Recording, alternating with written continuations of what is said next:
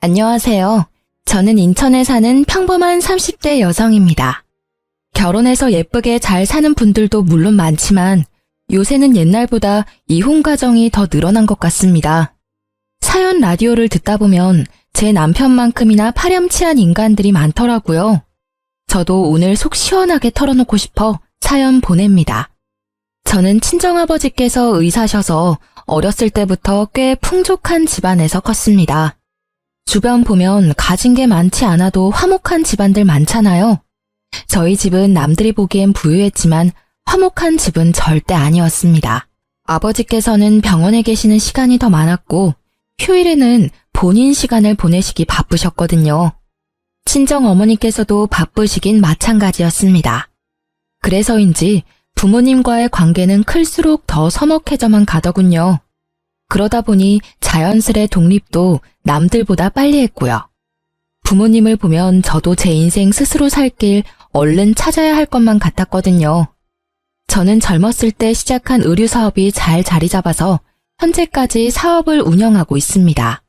지금은 배를 고를 걱정 안 해도 되지만 초반에는 참 궁핍했고 많이 삐그덕거렸습니다. 그때 당시 저희 부모님께서 절 지원해 주시는 부분은 전혀 없었습니다. 부모님께서는 제가 사업하는 걸 탐탁치 않아 하셨거든요. 너 말이 사업이지 다른 사람들이 딸내미 뭐 하냐고 물을 때마다 내 속이 뒤집어진다. 옷 장사한다고 도저히 입이 떨어지지 않아. 내가 너 보고 나처럼 의사가 되라는 무리한 부탁했냐? 적당히 있어 보이는 직업 가지고 있다가 적당한 집안 남자랑 결혼하면 되는데 넌 왜 사서 고생을 해? 가끔 연락하는 아버지께서 그렇게 폭언 아닌 폭언을 하시면 저는 자존감이 바닥쳐서 꽤 오랫동안 마음앓이했어요. 어머니께서도 다를 바 없으셨죠. 너는 기집애가 무슨 사업을 한다고 아버지 속을 뒤집니? 집에서 가만히 공주처럼 있으면 될 걸 말이다. 형제 자매도 없어서 고스란히 우리 재산 다 물려줄 텐데 어쩜 그렇게 쓸데없는 짓을 하고 돌아다녀? 가장 가까운 가족이 저를 비난하는 건 참 힘들고 모진 일이었습니다. 그걸 다 버티고 어엿하게 제 사업을 키우자 그제서야 어머니께서는 인정해 주시더군요. 하지만 아버지께서는 끝까지 저를 못마땅해 하셨어요. 아버지께선 몇 년 전 사고로 돌아가셨는데 장례식장에서 배웠던 아버지 지인분들을 통해 그래도 아버지께서 절 사랑하셨다는 것만은 알았습니다. 주변 분들에게 딸이 혼자 앞가림 잘한다며 제 사업도 자랑하셨다네요. 살아계실 때 한 번이라도 저한테 잘한다고 직접 말씀해 주셨다면 참 좋았을 텐데 조금 속상했습니다. 그런 가정 환경이다 보니 자연스럽게 저는 훗날 제 가정을 정말 잘 꾸리고 싶다는 욕심이 더 커져만 갔습니다. 그러다 저는 가난한 집 어느 아들과 사랑에 빠졌어요. 제가 조건을 따진 게 아니라 처음 만났을 때 남편이 자기를 칭한 말이에요. 아는 분 통해서 선을 보다가 남편을 만났거든요. 저는 가난한 집 아들입니다. 네? 초면에 좀 당황스러우셨죠? 죄송합니다. 제가 대기업에 다니고 있어서 제 허물만 보고 다가오는 여자들이 많아요. 하지만 제 알맹이를 보고 도망가기 일쑤죠. 제가 돈을 많이 번다고 해서 저희 집이 잘 사는 건 아니니까요.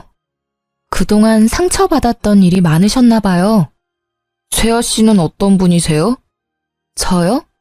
저야말로 아버지께서 의사셔서 제 허물만 보고 다가오는 사람들이 많았죠. 유복하게 자라셨겠네요. 저랑은 완전히 다른 가정 환경에서 자라셨을 것 같아요.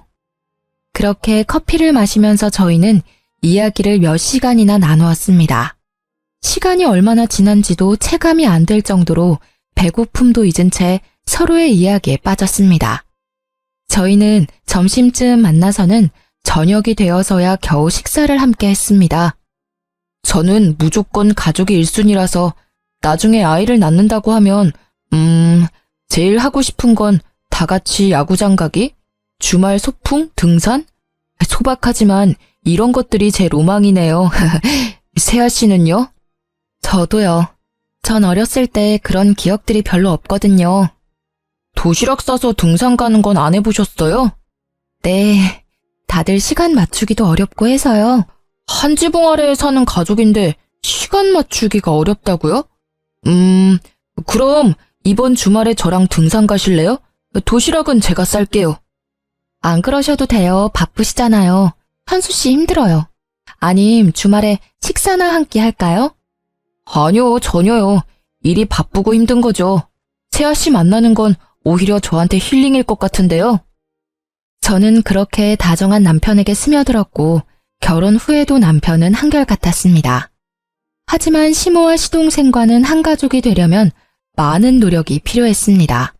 결혼하고 보니 시댁 식구들과 가족같이 지내는 분들이 정말 존경스럽다고 생각했어요. 그래서 저도 최선을 다하려고 노력했습니다. 시어머니께서는 정말 기운이 팔팔하시고 어디 아픈 곳 하나 없으신 아주 건강한 분이셨어요.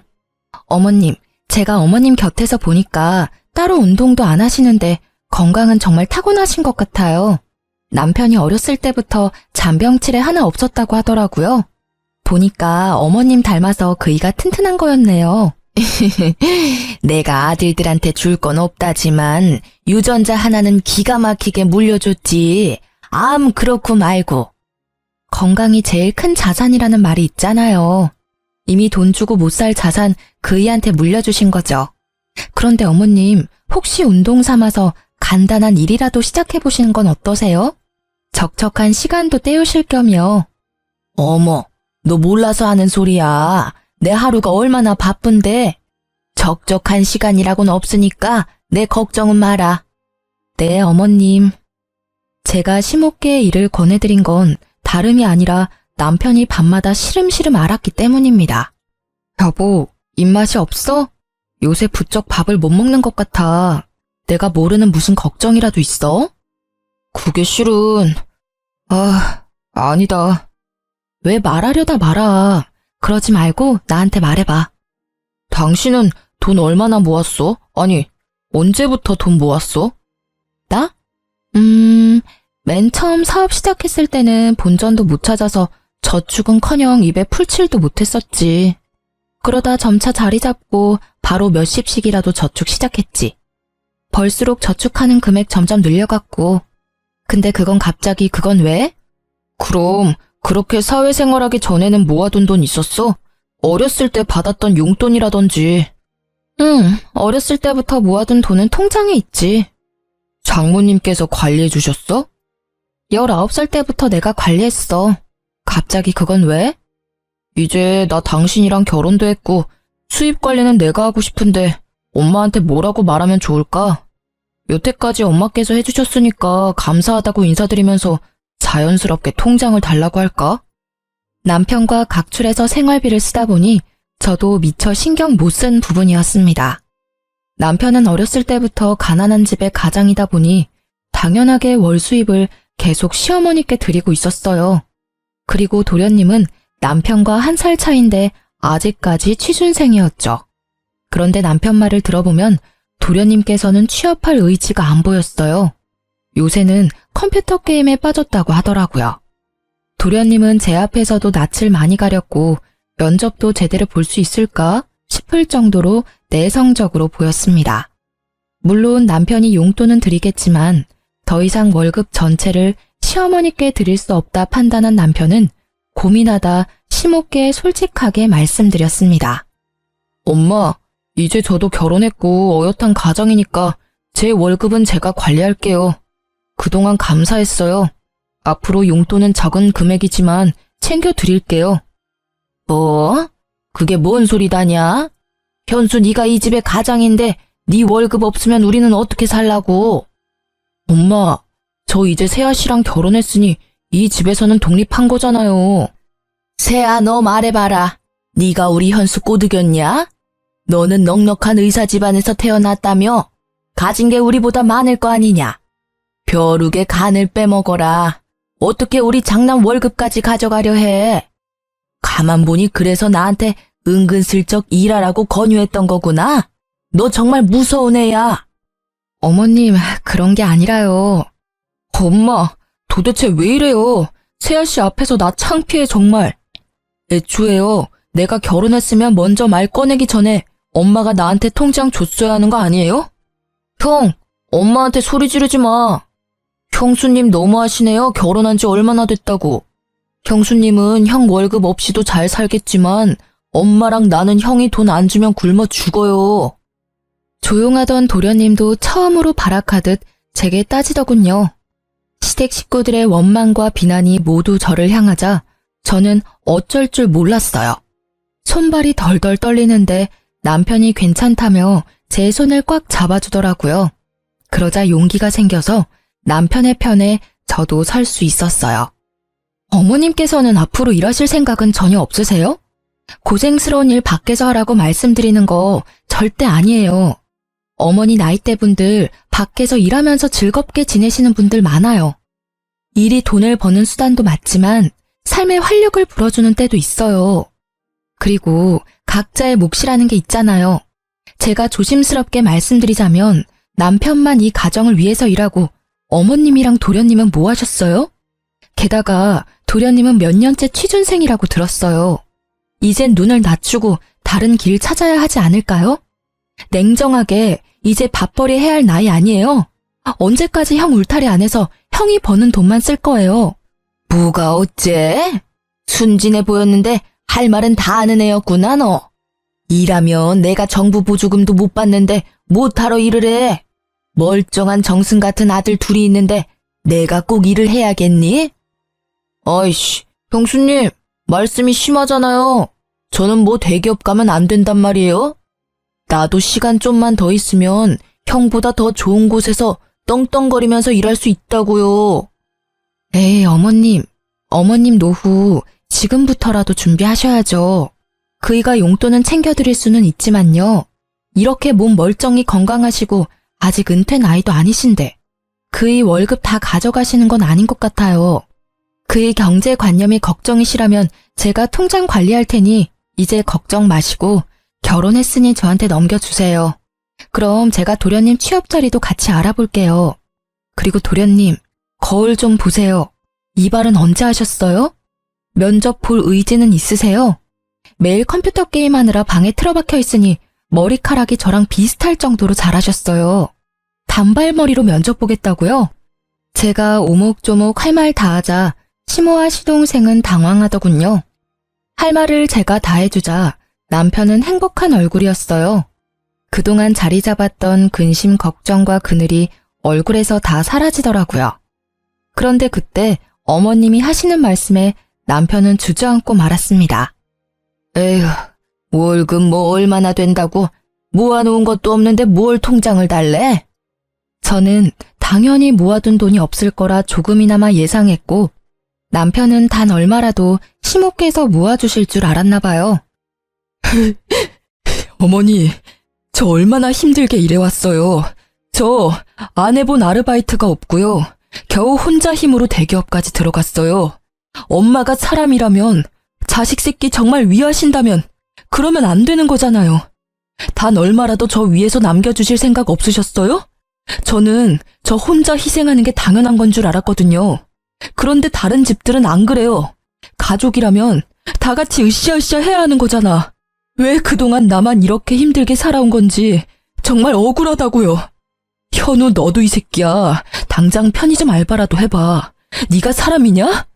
형, 아들, 너 고생하는 건 알지, 아는데 아휴, 갑자기 이게 다 무슨 일이람? 더 말할 것도 없어. 연예인들이 왜 부모 자식 간에 연 끊는 줄 알겠어요. 엄마 다신 나 볼 생각하지 말아요. 현우, 너도 엄마 잘 모셔라. 나 이제 이 집에 안 올 거야. 우리 찾지도 말고 원망도 하지 마. 여보, 가자. 여보. 주저앉아 괴로워하며 울던 남편은 인연 끊자고 소리치면서 제 손을 붙잡고 시댁을 뛰쳐나갔습니다. 그렇게 시모와 시동생에게 속마음을 내뱉은 남편은 그러고서도 엄청 괴로워하더군요. 난 정말 어떻게 해야 할지 모르겠어. 정말 모르겠다고. 엄마랑 동생이랑 이렇게 틀어지고 싶지는 않았어. 근데 내가 또 다가가면 예전으로 돌아가는 거잖아. 내 인생을 포기해야 내 가족들 곁에 있을 수 있다는 게 너무 힘들어.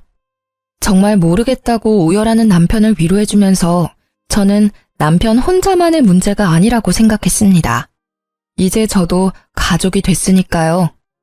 여보, 평생 어머님이랑 도련님 안 볼 자신 있어? 없지? 안 되겠다. 내가 이 문제는 내가 해결해 볼게. 어떻게 될지는 모르겠지만 말이야. 어떻게 하려고, 여보? 나아질지 안 나아질지 아직 안 해봤으니까 노력이라도 해봐야지. 당신 이렇게 울고 후회하는 모습 보니까 내가 마음 아파서 안 되겠어. 그리고 그나마 다행이었던 건요. 남편이 혹시 몰라 심호께의 연봉을 속이고 월급 전체를 심호께 드린 건 아니었더군요. 조금씩 몰래 모아둔 재산이 있었습니다. 그것마저 없었으면 그때 남편은 완전히 무너졌을 것 같아요. 시어머님은 매일같이 제게 잘못했다며 남편 좀 어떻게 해보라고 연락이 왔습니다. 얘야, 내가 그날 소리 지르고 막말해서 정말 미안하다. 근데 나로서는 참 당황스러운 일이었어. 믿었던 장남이 갑자기 돌변하니까. 어머님, 그이가 어머님만 믿고 그동안 평생 월급 맡겼는데 단 한 푼도 안 남았다 하니 얼마나 상실감이 크겠어요. 하지만 어머님도 어디 다른 곳에 쓴 게 아니라 다 살림하는 데 쓰셨겠죠. 하지만 이제는 너무 장남한테만 의지하시면 안 돼요. 저희도 이제 자식 낳고 가정 꾸리고 살아야 하니까. 어머님께서도 하실 수 있는 일 찾아서 하셔야 해요. 지금도 일하실 생각은 조금도 없으세요? 제 말에 시모는 머뭇거리며 말했습니다. 뭐, 내가 할 줄 아는 건 살림뿐인데 밖에서 뭔 일을 하겠니? 어머님, 저 믿으세요? 뭐? 안 믿으시더라도 지금부터 저 믿고 저만 따라와 주시겠어요? 그럼 그이 맘도 돌릴 수 있을 것 같은데요. 시모는 알겠다고 마지못해 끄덕이셨고 저는 시모와 도련님이 직업훈련을 받을 수 있도록 열심히 알아봤습니다. 정부에서 하는 사업에 시모와 시동생이 해당하는 건 모조리 신청해줬습니다. 어머님께서는 요리학원을 다니셨고 도련님은 컴퓨터 학원을 다녔습니다. 그리고 어머님께서 자격증을 준비하시는 동안 저는 제가 엄마께 받은 건물 1층에 작은 식당을 열 준비를 하고 있었습니다. 남들은 호구 같다고 가난한 집안에 다 퍼주고 있다고 욕할지 몰라도 제가 월세 조금 적게 받고 돈 욕심 부리지 않으면 모두가 화목해지는 일이었으니까 조금의 희생은 하고 싶었어요. 가족이니까요. 대신 제 건물인 건 남편에게도 말 안 했습니다. 어머님, 그동안 고생 많으셨어요. 저는 어머님께서 잘 해내실 줄 알았어요. 고맙다. 네 덕에 내가 사람 구실은 하게 됐구나. 그런데 말이다. 자격증은 땄어도 식당에서 일하는 건 좀 무서워. 누구 밑에서 이 나이에 갑자기 일한다는 게 용기가 참 나지 않아. 어머님, 걱정하지 마세요. 오늘 저랑 갈 곳 있다고 말씀드렸죠? 짜잔! 여기는 뭐 파는 곳이냐? 아직 문 안 연 것 같은데? 어머님이 하시고 싶은 걸로 하세요. 여기 어머님 가게예요. 제가 이 가게 사드릴 수는 없어도 월세로 얻어드릴 수는 있거든요. 좋은 주인 덕분에 보증금 많이 올리고 월세는 10만 원대예요. 어머님 10만 원은 감당하실 수 있으시죠? 앞으로 여기서 새 출발하시는 거예요. 제가 옆에서 많이 응원할게요. 아이고, 이게 다 무슨 일이야? 꿈이야 생시야? 정말 여기가 내 가게야? 조그맣지만 있을 건 다 있네. 정말 고맙다 새애기야. 복덩이가 우리 집안에 굴러왔어. 어떻게 이런 생각을 했니? 저를 부둥켜 안고 눈물을 훔치는 시모를 보고 저는 그제서야 안심이 됐어요. 어머님, 그리고 남편이 앞으로 용돈은 못 드려요. 그것 대신 제가 어머님 새 출발 도와드리는 거예요. 아셨죠? 그럼 앞으로 너네 지원 일절 필요 없다. 오히려 내가 벌어서 너네 용돈 줘야지. 내가 받은 게 있는데. 그렇게나마 남편의 월급을 지킨 저는 시동생을 만나 중소기업 면접 보는 걸 도와줬습니다. 역시나 도와주니까 시동생은 금방 나쁘지 않은 곳에 취업 성공하더군요. 대기업만한 회사는 아니니깐요. 시동생은 한 번에 회사에 합격하자 얼떨떨해 하더라고요. 형수님, 저 정말 합격할 줄은 몰랐어요.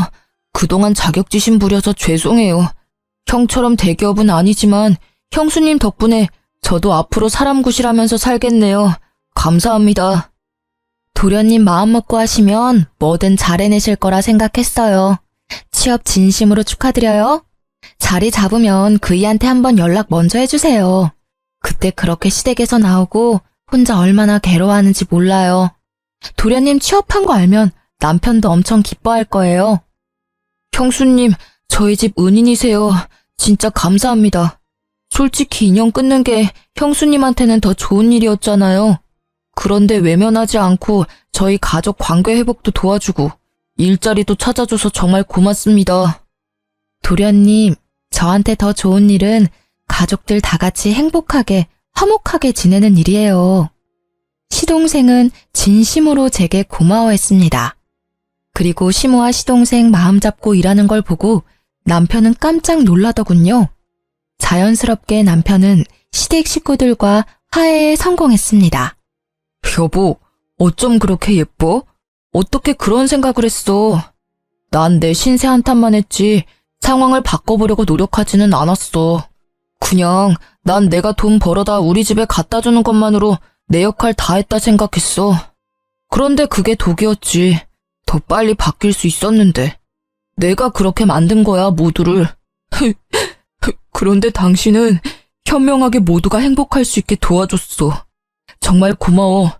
내가 평생 당신한테 잘할게. 남편이 기쁨의 눈물을 흘리자 저도 눈물이 왈칵 쏟아졌습니다. 부둥켜 안고 얼마나 울었는지 모르겠습니다. 그렇게 평화를 되찾은 줄 알았으나 제 평화는 오래가지 않았어요. 여보, 출장 잘 다녀와요. 몸 조심하고 내가 꿈을... 아니다. 그냥 조심해서만 다녀와요. 여보, 나 보고 싶어도 조금만 참아. 서방 일 열심히 하고 올게. 도착하면 전화할게. 근데 연락 자주는 못할 거야. 이번에 중요한 미팅 건이라. 알지. 난 걱정하지 말고 다녀와요. 전날 안 좋은 꿈을 꿔서 저는 남편에게 말하려다 혹시 미팅에 지장이 있을까봐 입을 다물었습니다. 그저 몸 조심해서 다녀오라는 말만 반복했죠. 그런데 남편을 마중하고 저도 출근해서 제 직원들이랑 회의를 바쁘게 할 때였어요. 핸드폰에 남편의 부재중이 여러 번 찍히더라고요. 아직 도착할 시간도 아닐 뿐더러 남편은 제가 회의를 하고 있다는 것도 알 텐데 지금 전화를 할 리 없다고 생각했죠. 예감이 안 좋아 저는 잠시 회의를 중단하고 울리는 남편의 전화를 곧바로 받았습니다. 여보세요? 몇 초 정적 뒤에 익숙한 남편의 음성 대신 낯선 음성이 제게 말을 걸어왔어요. 이현수 씨 가족분이시죠? 네, 그런데 제 남편 전화인데 전화 받으시는 분은 누구시죠? 구급대원입니다. 위치는 강원도 양양이고 차 전복 사고가 났어요. 이현수 씨 휴대폰 비상 연락처로 전화드렸어요. 환자분 지금 출혈도 심하고 도착하면 긴급수술 들어갈 것 같습니다. 땡땡 병원으로 옮기는 중이니까 지금 바로 오실 수 있으세요? 다급한 목소리의 구급대원의 말을 듣고 머릿속으로는 보이스피싱인가 싶었어요. 하지만 돈을 요구하는 게 아니라 병원으로 곧바로 오라는 말에 바로 정신이 들더군요. 주저앉아 슬퍼할 시간도 없었어요. 바들거리는 몸을 겨우 일으켜 직원 한 명에게 부탁해서 병원으로 갔습니다. 제가 운전을 하면 큰일 날 것 같고 택시를 타야겠다는 생각도 안 들었거든요. 어떡해. 대표님, 괜찮을 거예요. 진정하세요. 다행히 남편보다 더 일찍 도착해서 저는 구급차를 기다리고 있었어요. 응급실에 곧바로 교통사고 환자라고 시끄럽게 들어오는데 제 남편인 걸 직감했죠. 그런데 남편 옆에 나란히 실려온 젊은 여자가 있었어요. 보호자님, 이현수 환자 바로 수술 들어갈게요. 저 옆에 여자분은 왜 같이 실려왔나요? 동승자라고 하던데요. 바쁜 간호사에게 더 묻지는 못하고 저는 곧바로 남편의 소지품을 건네받자마자 핸드폰을 확인했습니다. 남편의 상사가 여러 통 전화가 와 있더군요. 뒤늦게 제가 남편 상사와 통화를 하게 되면서 남편과 같이 실려온 여자가 남편 회사 인턴 직원이라는 걸 알게 됐습니다. 남편이 분명 이번 출장은 혼자 간다고 말했었지만 일정이 바뀌어서 같이 가게 됐나 보다 생각했습니다. 시모와 시동생에게도 연락을 하고 나서야 저는 다리에 힘이 완전히 풀려서 수술실 앞에 주저앉았습니다. 그렇게 혼자 소리 없는 눈물을 흘리는데 통화한 지 얼마 안 된 시모께서 한달음에 응급실에 달려오셨습니다. 아이고, 많이 놀랐지, 아가? 어머님. 내가 여기저기 물어보니까 다행히 머리는 안 다쳤다고 한다. 얼마나 다행이니? 너는 괜찮냐? 어머님이 오히려 제 앞에서 무너지실 줄 알았는데 되려 저를 위로해 주시더군요. 남편은 회복실에서 몇 시간 있다가 일반 병실에 옮겨졌어요. 여보, 괜찮아? 여보.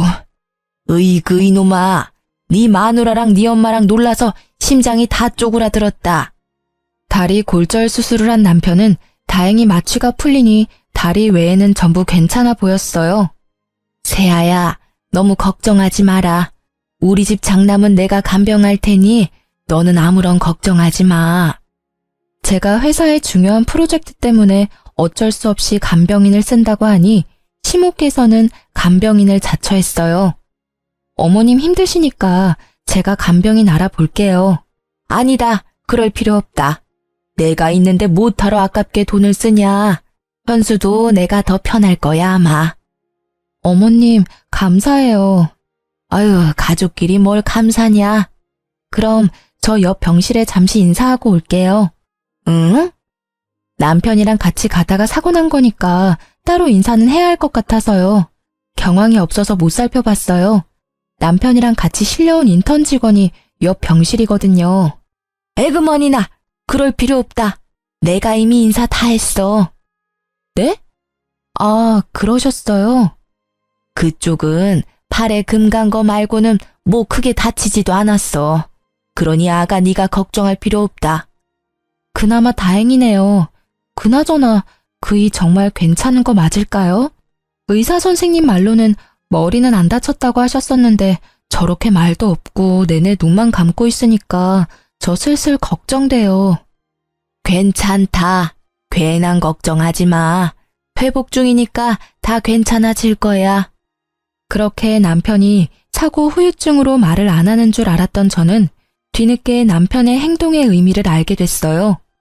저를 가족같이 생각해준 도련님 덕분에 모든 진실을 알게 됐습니다. 도련님, 갑자기 여기까지 무슨 일이세요? 형수님, 저 은혜 갚는 거예요. 은혜요? 갑자기 무슨 말씀이세요? 너무 놀라지 마세요. 형 여자 있어요. 그 같이 사고 났다던 여자 인턴 직원이요. 네? 저는 머리를 세게 한 대 맞은 것처럼 멍해지더군요. 그런 제게 도련님은 남편의 차 블랙박스 영상을 보여줬어요. 보험회사에 제출할 영상 보고 있는데 둘이 심상치 않은 사이였어요. 제가 좀 더 알아보니까 출장은 무슨 강원도 양양에 둘이서 놀러 가다가 사고 난 거예요. 침묵할까 했는데 이건 정말 아니잖아요. 형수님이 우리 형한테 어떻게 해줬는데 우리 집안에 어떤 사람인데. 저 그런 더러운 꼴은 못 보겠어서 많이 고민하다가 형수님한테 알려드리는 거예요. 죄송해요. 도련님이 뭘 죄송해요. 오히려 제가 엄청 감사해요. 숨길 수도 있었을 텐데 이렇게 알려주셔서 정말 감사해요. 어머님도 아시는 거예요? 그게... 아셨군요. 아셨으니까 간병도 어머니께서 하신다고 자처하셨을 거예요. 이제 보니까 앞뒤가 딱딱 맞네요. 도련님, 마지막으로 제가 부탁 하나만 해도 될까요? 네, 편하게 말씀하세요, 형수님. 저한테 말씀하셨다는 거 당분간 비밀로 해주시겠어요? 네, 그럼요. 비밀로 할게요. 형수님이 저 사람 구실하게 만들어줬잖아요. 이거면 형수님한테 은혜는 갚은 거죠? 네, 충분해요. 나머지는 제가 알아서 할게요. 저는 남편과 상간녀가 정신 차리자마자 법정에 설 수 있도록 이혼 소송과 상간녀 소송을 준비했습니다. 바람난 거 들통난 것도 모르는 남편은 태어나자 제게 엄청 싸늘하게 굴더군요. 당신은 일이 남편보다 중요하지? 어떻게 나 태어났는데 병원에 안 와? 간병도 모조리 우리 엄마한테 맡기고 간병비는 챙겨드렸어. 아니 남편 병원살이 하는데 잘 먹는지 잘 회복하는지 어쩜 하나도 신경을 안 써? 아이고, 이번에는 우리 현수가 서운할 만했다. 아무리 내가 신경 쓰지 말라고 했어도 세아 너 어쩜 그렇게 무신경하니? 이번에 내가 너 다시 봤다. 내가 하는 일은 적어도 당신처럼 날 배신하지는 않거든.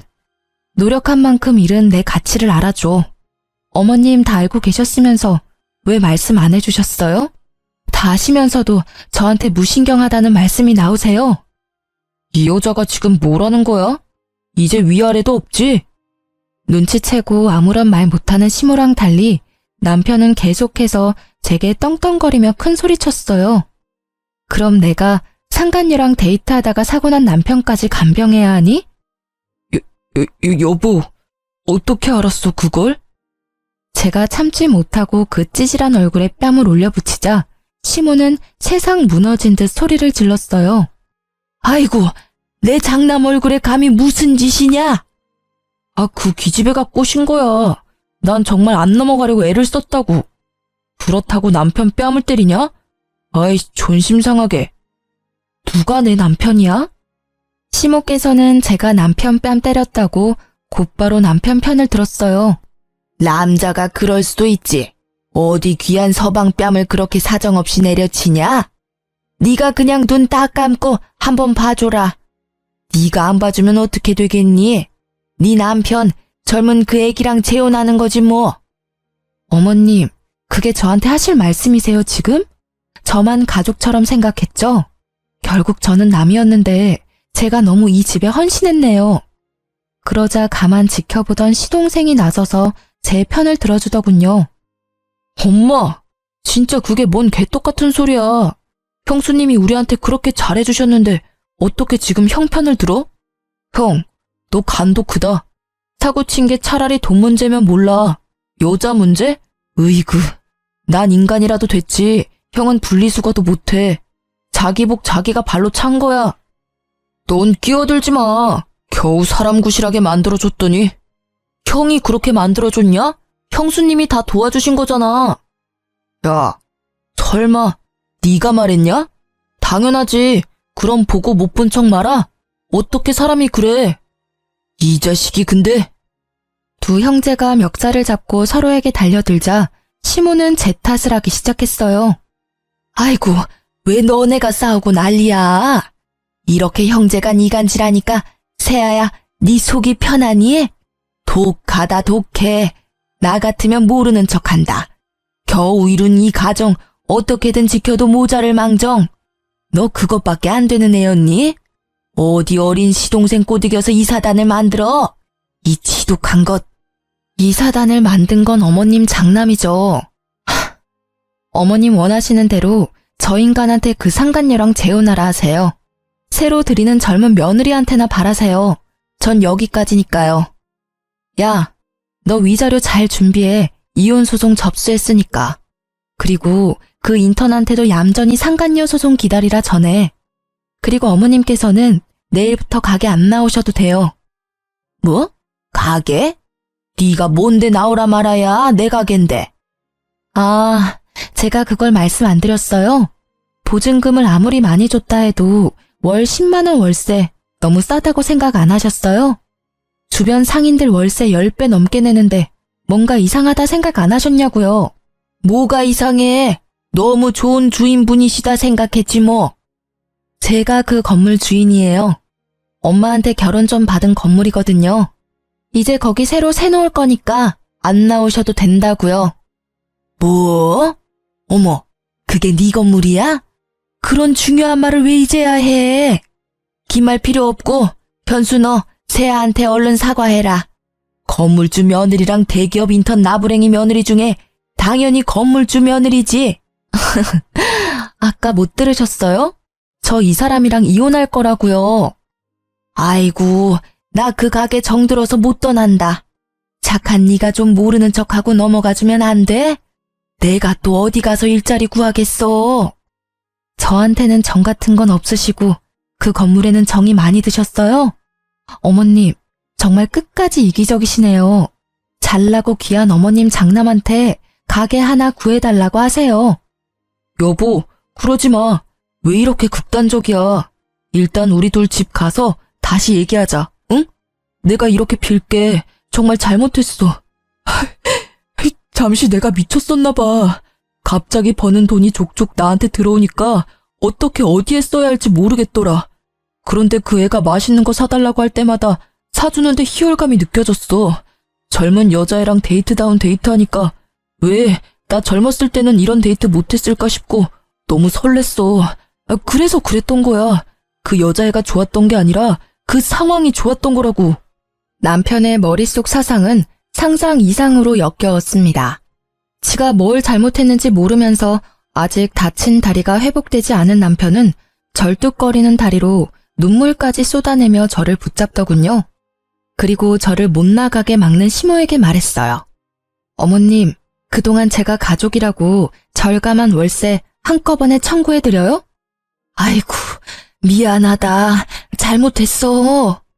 그날 시동생이 배웅해줬고 그게 시댁에서의 마지막 일이었습니다. 그런데 겁도 없이 간이 큰 상간녀는 제 번호를 알아냈더군요. 우리 좀 만나요. 건방지구나. 어딜 오라가라야. 시끄럽고 당장 나 있는 곳으로 오라고. 대학 졸업반인 상간녀는 어린애 떼쓰듯 저를 자기 회사 및 카페로 불렀어요. 제가 그곳에서 만나자 한 게 아니라 상간녀가 꼭 거기서 만나야 한다고 했죠. 간땡이가 큰 건지 눈치가 없는 건지 이해가 안 됐지만 저는 오히려 잘된 일이라 찾아갔어요. 제발 이혼 소송 중인 남편과 마주치길 바랬습니다. 너 무슨 생각으로 날 여기로 부른 거니? 내가 너 하는 꼴이 너무 웃겨서 와봤어.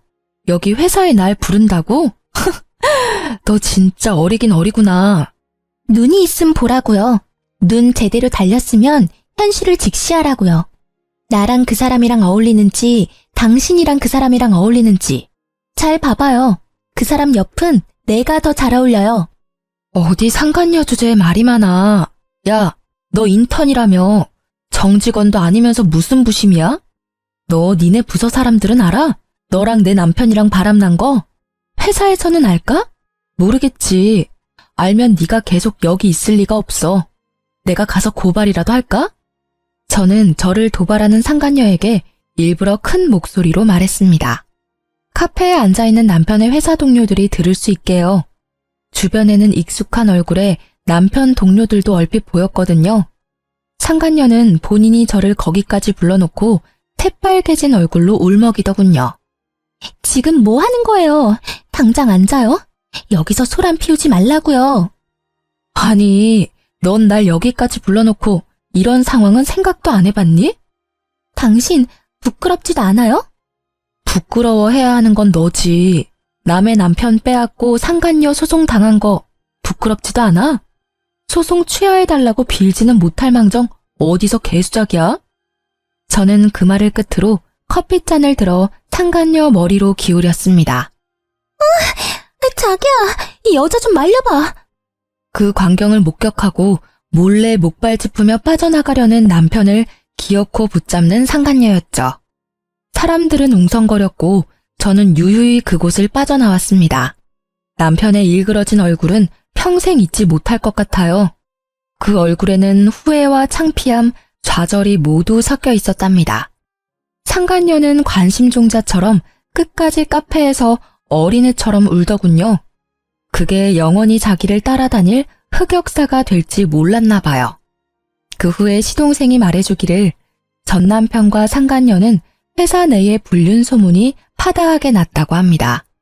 사내뿐만 아니라 밖으로도 소문이 나돌기 시작하자 풍기문란죄로 전 남편은 인사조치 당하고 연봉이 삭감됐다고 하네요. 상간녀는 당연히 인턴에 잘렸다고 하고요.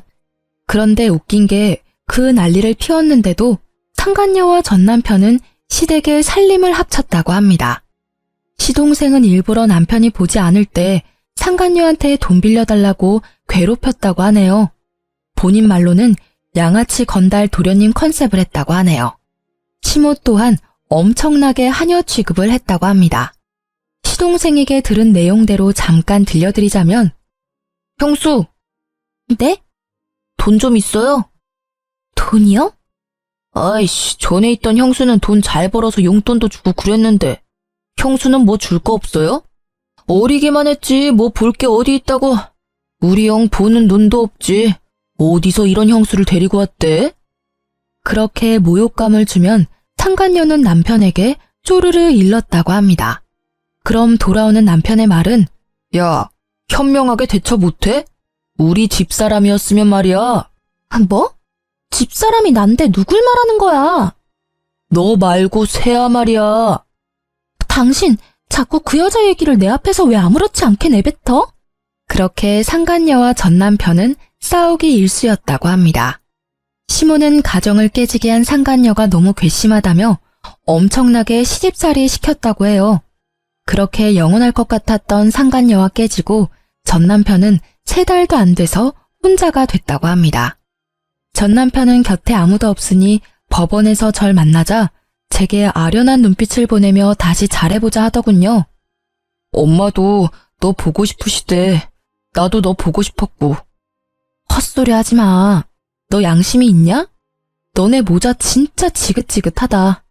내가 너 얼굴에 침이라도 뱉고 싶은데 참는다. 벌써 속으로는 가래침 수십 번 뱉었어. 뱉고 싶으면 뱉어. 나 그것까지 충분히 감당 가능해. 여보, 난 너 없으면 정말 안 되나 봐. 우리 좋았었잖아, 응? 뭔? 아니 근데 너 왜 아직도 목발을 들고 다니니? 여보. 오열을 하며 전 남편이 털어놓는 진실에 저는 마음 편히 웃지도 못하겠더군요. 전 남편 교통사고 후유증 때문에 평생 한쪽 다리 재구실 못한다고 합니다. 천벌받았다 생각했어요. 혹시 자기가 다리를 절어서 외면하냐는 전 남편 말에 다리를 절지 않았어도 너는 내게 평생 아웃이라고 마지막 따끔하게 마무리했습니다. 전 시동생에게 듣기로 전 남편은 그나마 있는 재산마저도 제게 위자료로 물어주고 빈털털이래요. 게다가 또 시모의 소나기에 붙잡혔대요. 월급은 예전처럼 전 시모가 관리하고 전 시모는 다시는 일을 하지 않겠다고 전 남편에게 으름장을 놨다더라고요. 평생 서로의 지옥에서 영원히 못 빠져나오길 간절히 기도했네요. 다행히 전 시동생은 그 집에서 독립했다고 해요. 알아서 돈 관리하며 잘 살고 있다고 합니다. 상간녀는 제발 고소 좀 취하해달라고 싹싹 비는데 알바라도 해서 위자료 내라고 했죠. 아님 네 부모님한테 받으러 간다니까 어린 상간녀는 잠수를 타더군요. 그러다 상간녀는 부모한테 고소장을 들켜서 상간녀 엄마가 직접 상간녀 머리채를 제 앞까지 끌고 와서 딸 교육 제대로 못 시켰다며 사죄하셨습니다. 양쪽 위자료 두둑히 받아서 저는 새 출발하려고요. 사실 그 돈 없어도 저는 잘 살겠지만 금융치료라도 받아서 조금은 마음 회복됐습니다. 바뀌지 않을 것 같던 시동생은 인간됐고 바뀌지 않을 것 같던 시모는 여전히 안 바뀌었고 좋은 사람인 줄 알았던 남편은 좋은 사람이 아니었어요. 사람은 정말 겪어보지 않으면 알 수 없다는 말을 너무 온몸으로 겪어서 많이 힘들었습니다. 그래서 제게 앞으로는 좋은 일만 가득했으면 좋겠어요. 여러분이 끝까지 긴 제 사연 들어주셔서 오늘은 잠도 푹 잘 것 같아요. 감사합니다.